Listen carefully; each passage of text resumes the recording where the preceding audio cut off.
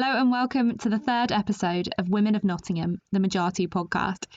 This week I'm speaking to Councillor Rebecca Langton, and I spoke to her about being a young woman in politics, specifically local politics, what local politics means for a city like Nottingham, and how representation, both in gender and in other ways, makes a huge difference.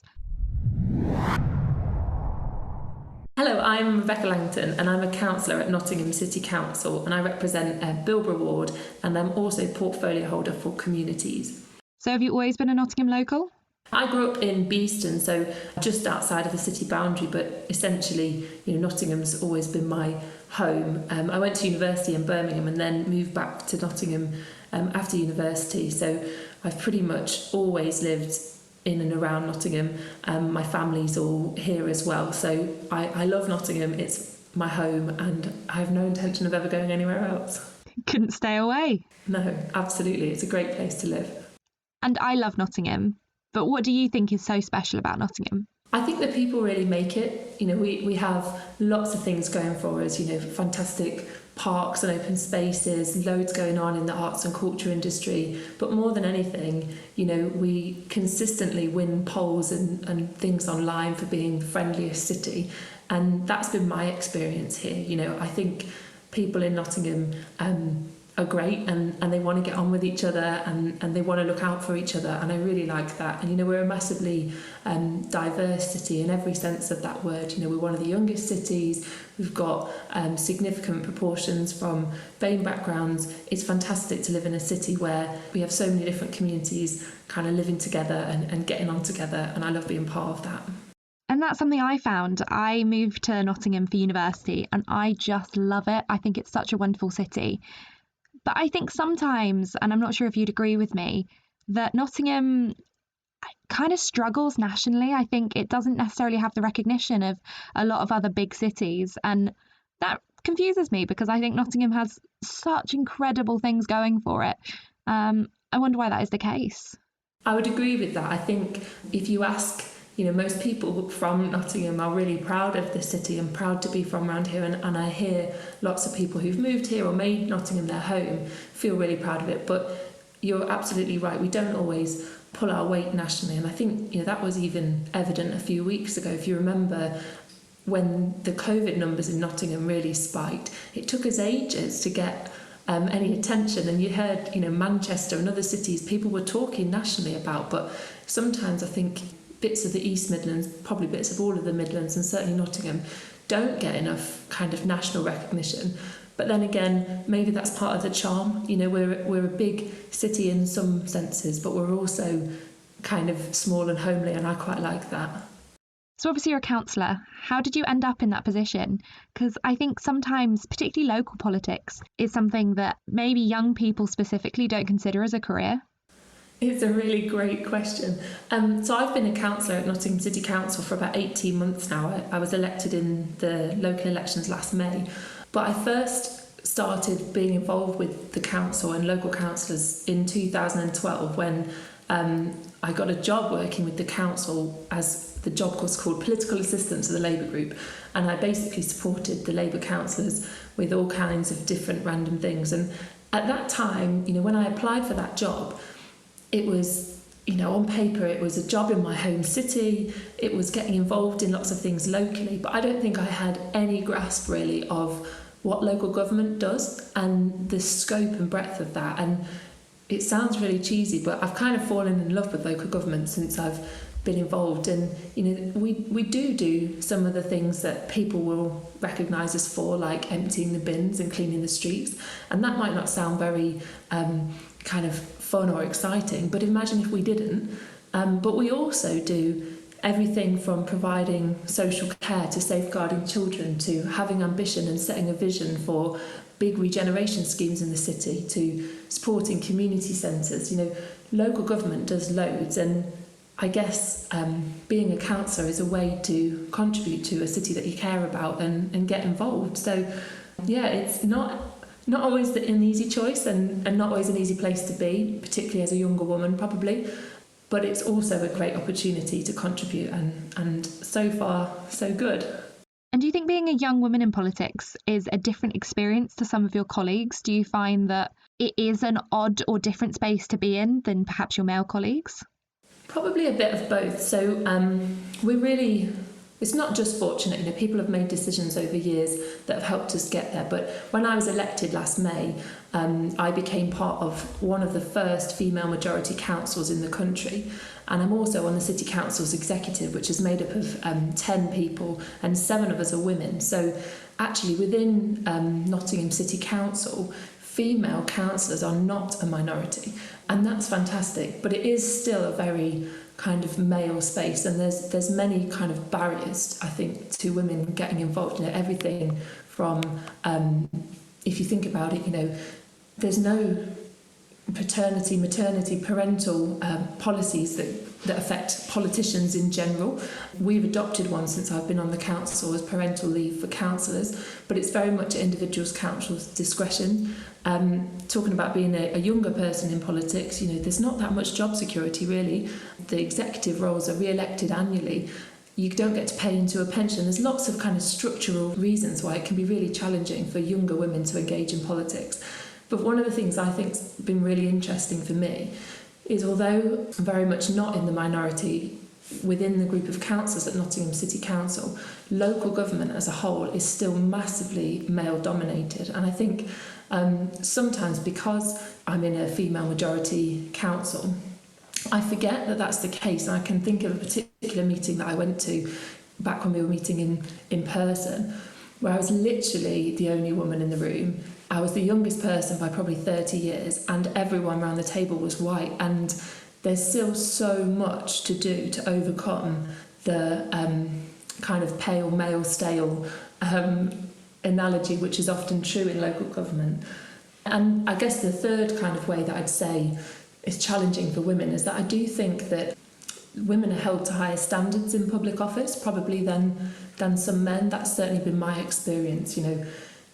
One of the great things about this year has been that it's shown us how well we can communicate and do things virtually. And being a kind of in politics in 2020, we've got social media, we've got ways to engage with people, but it can also channel real negativity.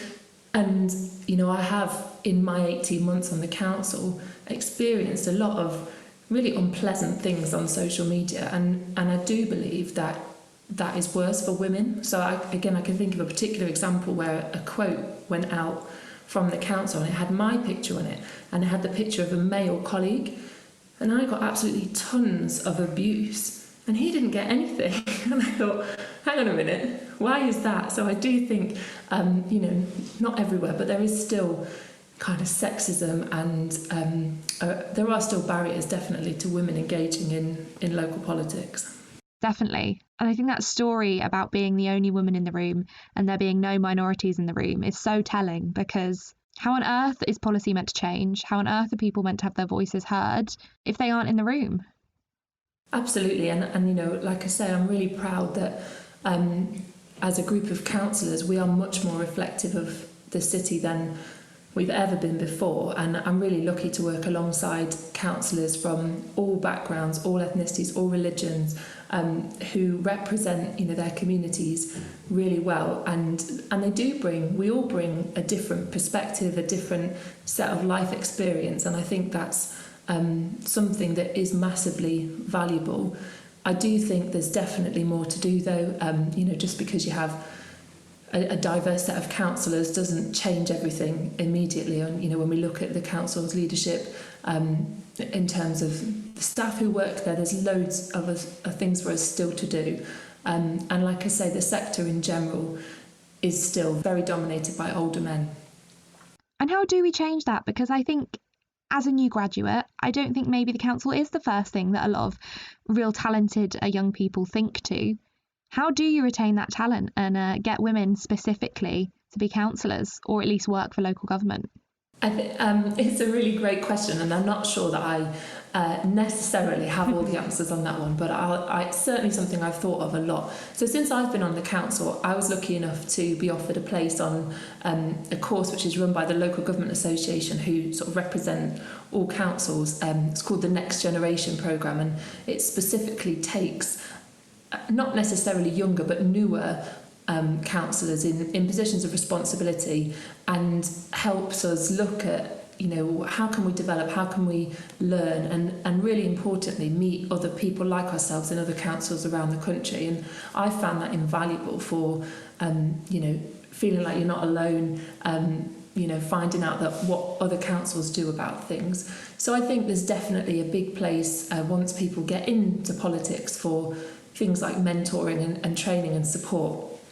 But in order to get to that point, you have to get people interested in the first place. And I think party politics can be really, if you're not already involved in party politics, it can feel like a bit of an enigma.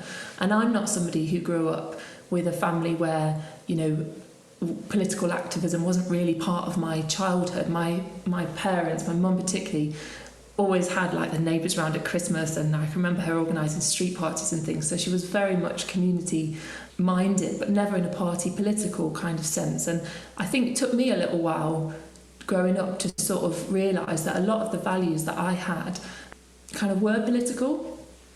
And so I think, working with people in the community, meeting people and helping them realise that actually their thoughts and values are valid and their life experience is valid, and actually we need to hear from them as well. I think that's so vital, because I've met many fantastic younger women who, I heard someone give an analogy once where they were looking around, the party was looking around for a candidate, and this woman was there and she was looking around as well, and then suddenly she sort of looked down and she thought, well, I could do that. And we need to kind of help more women realise that they could do that too, because there's a great statistic, isn't there, that a man will apply for a job if he meets 20% of the job description, whereas a woman will only apply for it if she's got 80% of the things they ask for. And I kind of think the same is true in politics. Women will often wait and think, oh, maybe I'm not good enough, or haven't got enough to give, or maybe in a few years' time or whatever. And actually giving people the confidence to think, yeah, I could do that, I could give that a go. That's got to be something. But I do also think we've got to do something as a society about the real barriers that do exist to engaging women in politics. It's a fact that during the lockdown, the burden of childcare and homeschooling has fallen disproportionately on women. We know that's true in general of caring responsibilities. There are many real barriers to engaging women in politics, and as well as encouraging people and giving people the confidence to go for things, we've got to address those things. So do you think it is structural educational route that needs to be changed? I think it's a combination. So in Nottingham, as I say, we're not just lucky to have a female majority-led council, because that makes it sound like it happened by chance. The Labour Party locally took decisions which meant that we made sure we had at least half of our candidates in winnable seats as women. And so I think there are definitely structures that you can put in place and decisions that can be made if you're serious about changing representation. That can be done, and that's about structures. And then it is about also, if you're going to do that, you have to have women who want to come forward. And so you have to create the kind of environment where people do feel able to put themselves forward and feel valued, and that they'll be able to contribute. And that's been my experience in Nottingham City. But like I say, it's still a challenging environment for women to be in, because you only have to go not very far away to see that that's the case. I was doing some reading the other day, and the amount of times that you read about council leadership, and it's almost always white men. And I know some fantastic white men, I really do, but I don't believe that they're always the best person for the job. It can't be the case that in this 21st century the best person for the job is always a white man, and there's more to be done in society so that that's not seen as the case. Certainly, and I think what you're saying is it's all about opportunity. Perhaps for one job a white male might be the best candidate, but we can't know that that is the case unless everybody has a chance. Absolutely. There was something I read early on in the COVID pandemic. I think this has kind of circulated a few times, but there's some evidence to show that countries where there are female leaders have performed better, so to speak, in response to COVID. And there was a quote, I think it was in a Guardian article, and it said it's not that women are better at responding to a crisis, but it's that women have to be better to reach positions of leadership. And I think that's so true from my experience, that it's almost kind of a default thing in a fairly patriarchal society, really, that people assume that the next leader or the next manager or the next whatever will be another man. And so actually for a woman or somebody from a minority to break into that space, they often have to be much better than a male counterpart might be, because they've faced additional barriers to get there. And that's something that I think we do have to kind of acknowledge, and like you say, give opportunities and give platforms to people to demonstrate that they might not look or sound like the last leader, but that doesn't mean they're not a leader in their own right. And I don't, leadership's not just one role. There's lots of different ways that people can be leaders. But yeah, absolutely. I want, if I could do one thing in my time as a councillor, I hope that I can be part of a city where women do feel like they've got something to contribute and they're given a platform to do that. And do you think you're conscious of being held to a higher standard because of your gender? Because it sounds absolutely exhausting that that's the case, to be at such a high level above your colleagues constantly and to be held at such a scrutiny. I think one of the things I've reflected on a lot since I've been a councillor is I don't really think of myself as a politician. The word politician is used in quite a derogatory way often. And I think that when I've gone from, I'm just an ordinary person at the end of the day, but when you become a councillor or other people take up other roles in politics, you seem to stop being a person in many people's eyes and you become a politician. And actually, I think the most exhausting thing is, people can be really unkind and have really unreasonable expectations that you wouldn't put on another human being. And I think social media doesn't help with that. But at the end of the day, people involved in local politics, people involved in national politics are just people, and they're just doing their best, and they won't get everything right. I won't get everything right. I really do want to see a time where we can be a bit kinder to one another. That's something that in my sort of portfolio role, I often use the phrase and talk about the fact that we all have more in common than things that divide us. And I genuinely believe that's true. So yeah, it can be hard work. And I do think specifically around being a woman in local politics, it can be really hard work sometimes when you feel like you've had to, maybe argue something harder than somebody else because of your own perspective. I do also think, I turned 30 in lockdown, so by most people's standards, I'm not a young person anymore. I looked after my 14-year-old cousin a few weeks ago, and that was really obvious to me. He was playing rap music and doing a dance on TikTok, and I was thinking, I'm definitely old now. But in local government circles, I'm very much the youth policy. And I think that creates a different challenge because, people talk a lot about kind of experience and absolutely experience is vital, and there's no denying that people that have been doing things for years and years and years have a huge amount of experience, but that doesn't always mean that they're right, and that can be challenging because I think we have to value all experience, and everyone brings experience. It's just different. And somebody said to me in the last year that age brings experience, but it doesn't necessarily bring wisdom. And I think being a younger woman in politics can be challenging to just overcome that particular, I guess, prejudice. And you mentioned there about social media. Do you think it's been a good thing during the coronavirus pandemic? Have you found that it's a positive thing as a councillor? Or do you find that actually it's meant that it's a whole new challenge that you haven't experienced before? Yeah, it's really interesting. So, I was going to university about the time when Facebook first became a thing. And I don't know whether anyone listening can remember, when you'd go on sort of uni nights out, whatever, and then people would post their pictures on Facebook and stuff. So I've not had that experience as a real kid, but as a young person, I've always had social media. But then when I was elected as a councillor, I wanted to use it a bit more professionally. So I've got a Facebook page, which I use in my role as a councillor. I also use Twitter very actively.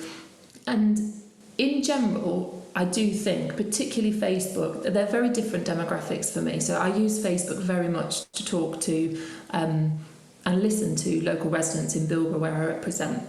I try to post, factual and helpful information, things that are going on locally, that kind of things. And I do get really good engagement with people there. People can send you direct messages, people can tell you about things that are happening locally, and it's been massively helpful in the COVID pandemic. There's been things like kind of mutual aid pages that have popped up and community groups offering to support one another.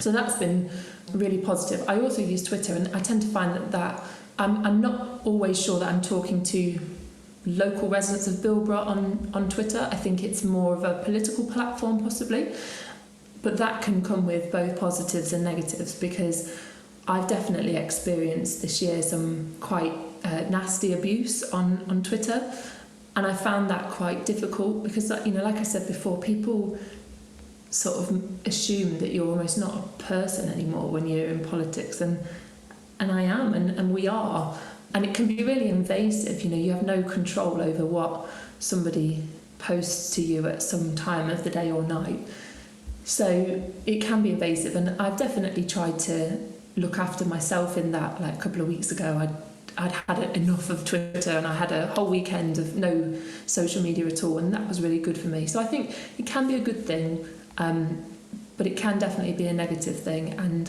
I would love to see all platforms do more about tackling abusive content, because it's not okay and it's not on. And I do think, maybe COVID makes it worse, I don't know, but you've got lots of people at home being keyboard warriors, and I'm convinced they wouldn't say the same things to your face if they actually met you. And how have you found being a councillor since March?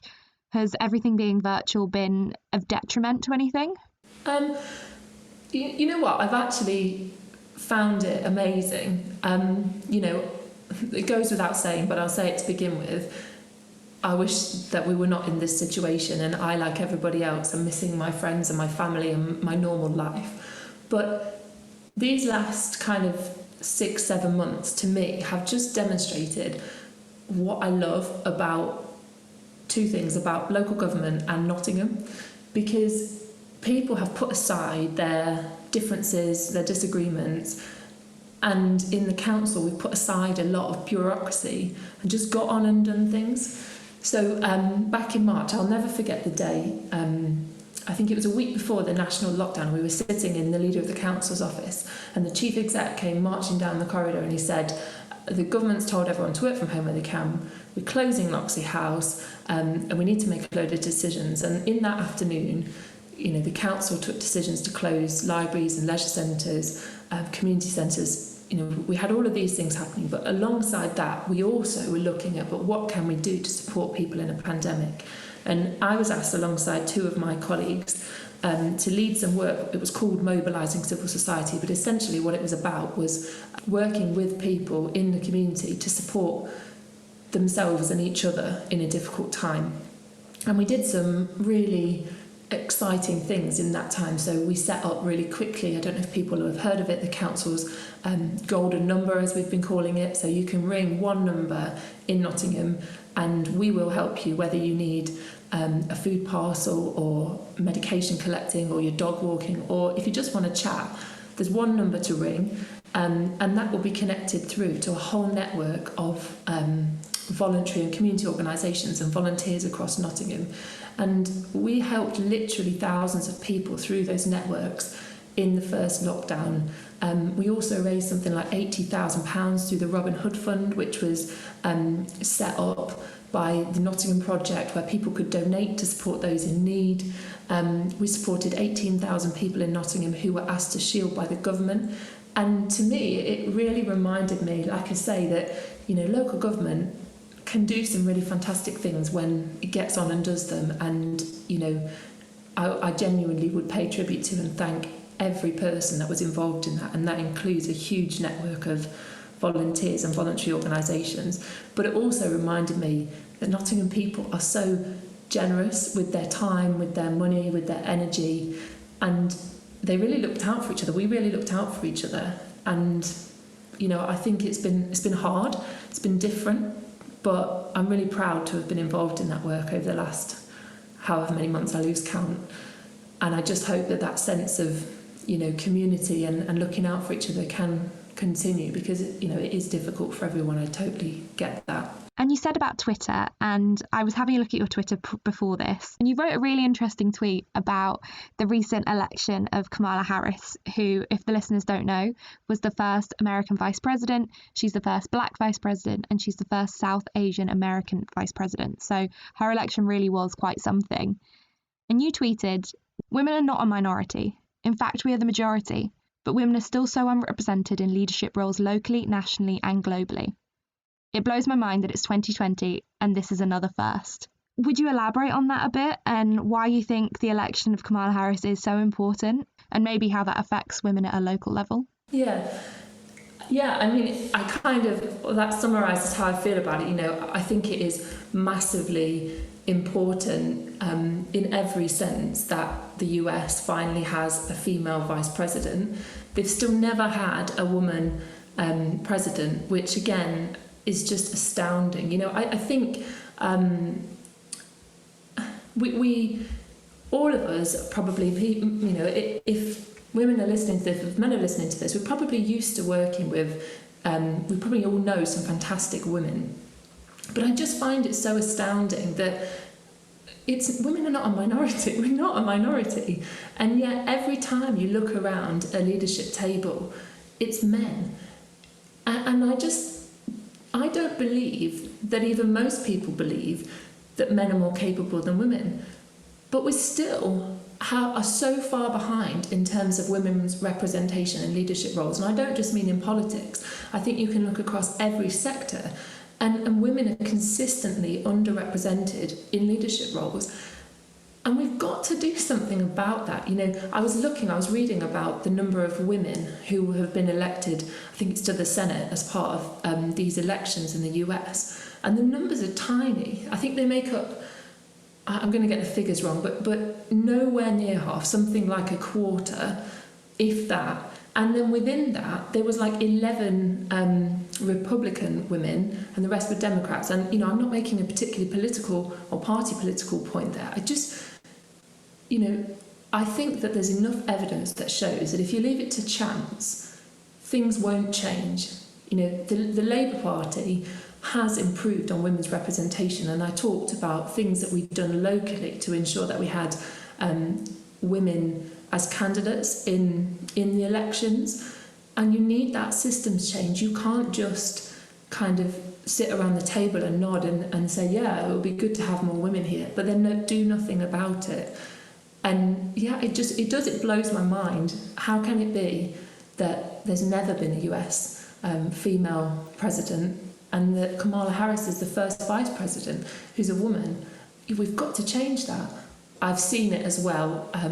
We wouldn't necessarily publicise this person's been elected by a woman shortlist, but when you do see those things, you often see comments below about, well, you don't want the best woman for the job, you want the best person. And my response to that is always, but do you think that the best person is always a white man? And just because you've taken down one of the barriers doesn't mean that you're not still getting the best person. I'm absolutely confident that the women that I have seen elected to positions through a women's shortlist were the best person for that job. It's just that we've taken down one of the barriers to them getting there, and we should be proud to do that. And I think the colleagues, the people that I've worked with, are proud to be in a party that does that and takes action on this issue, doesn't just pay lip service to it. Definitely, I completely agree. And something that I like to ask people on this podcast is, what do you think the most remarkable thing about being a woman is? Oh, that's a great question. I don't know how to answer that, because I think everything about being a woman is remarkable. I really do. I just really enjoy surprising people. Maybe that's a stupid answer, but I've been in a lot of rooms where people kind of make assumptions about you because you're a woman, and maybe even especially because you're a younger woman, and then when you've actually got something to say for yourself, people often look quite surprised. And I quite enjoy that. I like to break those barriers and to go places and feel like you weren't necessarily expected to contribute, but you did. So let's go with that. And I suppose hopefully one day it won't be remarkable or even interesting that a woman has something of note to say. And I suppose that's the goal we're working towards. Absolutely. And I think that's got to be part of breaking down those barriers, hasn't it? That, you know, more and more women not just have things to say, but importantly are listened to and are given the platform to say things, and for people to hear them, and for people to hear them as equal value to anybody else around the table. Thank you so much for joining me today on the podcast. Me and everybody at Majatu are really, really appreciative. Thank you very much for having me. I feel honoured to have been included. Thank you guys so much for listening, and don't forget to tune in next week to hear another remarkable woman of Nottingham telling her story.